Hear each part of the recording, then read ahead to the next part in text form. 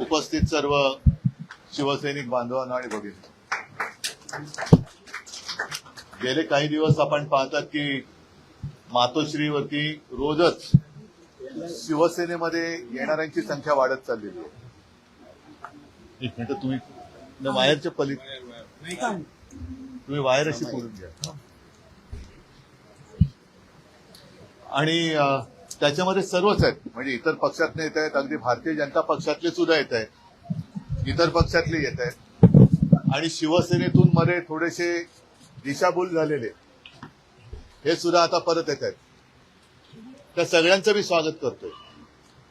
मधल्या काळामध्ये जी एक धुळफेक केली गेली होती सगळ्यांच्या डोळ्यात, आणि नाही म्हटलं तरी तुमच्यासारखे सगळे कट्टर शिवसैनिक त्याला थोडेसे बळी पडले होते.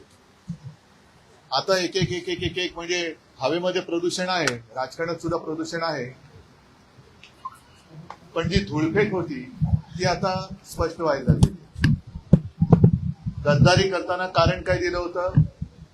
उद्धव ठाकरे आणि बाळासाहेबांचे विचार सोडले, काँग्रेस बरोबर गेले म्हणून आम्ही युती तोडली.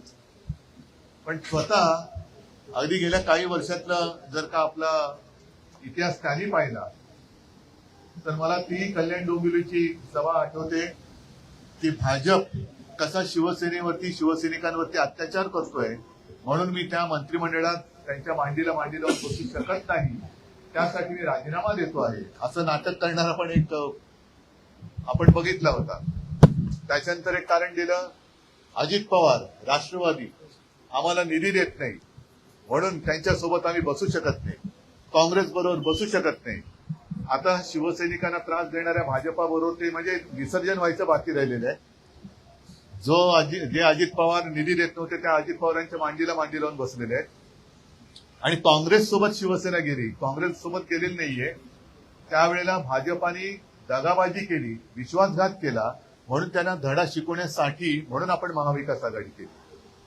परंतु आता या ज्या काही नगर परिषदेच्या वगैरे निवडणुका चालल्यात त्याच्यावरती सोशल मीडियावरती आता तुम्ही बघितलं असाल की त्यांच्याच पोस्टरवरती सोनिया गांधींचे फोटो आहेत.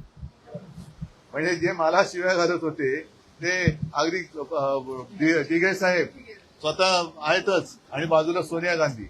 म्हणजे ही सगळी लाचारी ही सत्तेसाठी चाललेली आहे. एक तर त्यांना आता काही किंमत तिकडे मिळत नाहीये. भाजप तर आता सरळ सांगते की फक्त नंबर 1लाच महत्व असतं, नंबर 2 नसतोच. पण त्याहीपेक्षा तुम्हाला पूर्वीची म्हणजे तुम्ही जेव्हा शिवसेनेत होतात तेव्हाची शिवसेनेची जी एक वट जी आज सुद्धा ठाण्यामध्ये आपण ठेवलेली आहे, तो दरारा हा माहिती होता. आज भाजपचे कार्यकर्ते ठाण्यामध्ये शिवसैनिकांना मारहाण करतायत, पण हे हुकचू करू शकत नाही. याला काय म्हणायचं? लाचेरी म्हणायचं नाही तर काय म्हणायचं? पण मला त्याची चिंता नाहीये, कारण ठाणा म्हटल्यानंतर शिवसेनेचा बालेकिल्ला, आणि तो बालेकिल्ला अबाधित राखण्याचं काम हे तुम्हाला करावं लागणार आहे. आपला भगवा त्याच्यावरती आता मी बघितलं मशाल आहे, पण मी सर्वांना एक विनंती करतोय की मशाल वेगळी ठेवा. भगवा आपला शिवरायाचा पवित्र जो भगवा आहे तो भगवा तसाच राहिला पाहिजे, त्याच्यावरती कोणतंही चित्र हे छापू नका. कारण भाजपचा तोच डाव आहे. एक तर त्यांनी त्यांच्या फडक्यावरती तो हिरवा रंग लावलेलाच आहे, पण आपल्या हिंदूंची आणि मराठी जनतेची फसवणूक व्हावी, कुठेतरी गोंधळ व्हावा म्हणून मग त्याच्यावरती भगव्यावरती वेगवेगळी चित्र लावून हे लोकांच्या मनात गोंधळ ओढवतात. त्याच्यामुळे आपला भगवा हा पवित्र भगवा हा भगवाच मशालीसारखा दिसला पाहिजे, आणि तो दिसतोच. लांबून जर का भगवे पाहिले आपण फडकताना तर ते भगवेच मशालीसारखे फडकत असतात. त्याच्यामुळे ती जी मशाल आहे ती छत्रपती शिवरायांची, हिंदुत्वाची, महाराष्ट्र धर्माची आणि शिवसेना प्रमुखांनी आपल्या हातात दिलेली ती मशाल घेऊन पुढे चला. मध्ये येणारी सगळी जळमट असतील किंवा इतर सगळे विरोधक असतील ते त्या तेजानेच जळून भस्म होतील, हा मला आत्मविश्वास आहे. मी तुमच्या सगळ्यांचं स्वागत करतो आणि शुभेच्छा देतो. जय हिंद, जय महाराष्ट्र.